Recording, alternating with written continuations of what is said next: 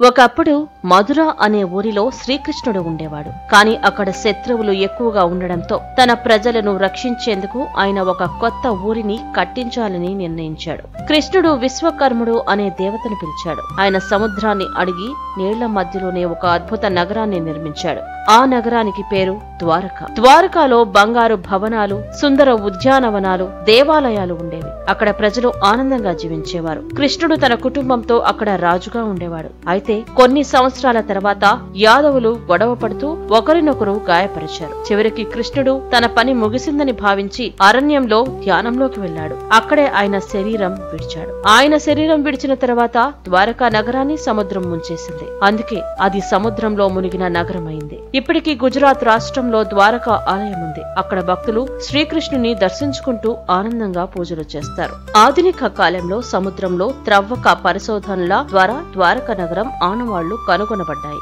20వ శతాబ్దం చివర్లో భారత ప్రభుత్వం మరియు ఇతర సంస్థలు చేపట్టిన సముద్ర తల పరిశోధనల్లో పురాతన నిర్మాణాలు, మురుళ్లు, నాణాలు లభించాయి. ఇవి పురాణాల్లో చెప్పిన ద్వారకా నగరానికి ఆధారంగా పరిగణించబడ్డాయి. ద్వారకాధీశ్ ఆలయం ద్వారకలో ప్రముఖంగా ఉంటుంది. ప్రతి సంవత్సరం లక్షల మంది భక్తులు ఈ ప్రాచీన దేవాలయాన్ని దర్శించుకుంటారు. పురాణాల ప్రకారం ద్వారకా నగరం 12 యోజనాల విస్తీర్ణంలో నిర్మించబడింది. ఇది సముద్రం తీరానికి దగ్గరగా కాకుండా నేరుగా సముద్రంలో నిర్మించబడిన నగరంగా పరిగణించబడుతుంది. ఇది శిల్ప నిర్మాణ శాస్త్రంలో అద్భుతం. విశ్వకర్ముడు ఈ నగరాన్ని ఒక్క రాత్రిలోనే నిర్మించాడని పురాణ వాక్యం. ప్రస్తుత ద్వారకా నగరంలో ఉన్న శ్రీ ద్వారకాధీశ్ ఆలయం అత్యంత అందంగా ఉండే శిల్పకళా సంపదను కలిగి ఉంది. ఇది 5 అంతస్తులుగా ఉండి 72 స్తంభాలతో నిర్మించబడిన అద్భుత నిర్మాణం. ఆలయ గోపురం సముద్రానికి ఎదురుగా ఉండి చాలా దూరం నుండి దర్శించవచ్చు. సముద్ర తీరంలో ఉండే ఈ ఆలయం ఎప్పటికీ సముద్రం ముంచలేదు. ఇది భక్తుల నమ్మకం ప్రకారం శ్రీకృష్ణుడి కటాక్షం వల్ల అని భావిస్తారు. హిందూ ధర్మంలో ముక్తి పొందడానికి పవిత్రంగా భావించే 7 పురాతన నగరాలు ఉన్నాయి. వాటిలో ద్వారకా ఒకటి.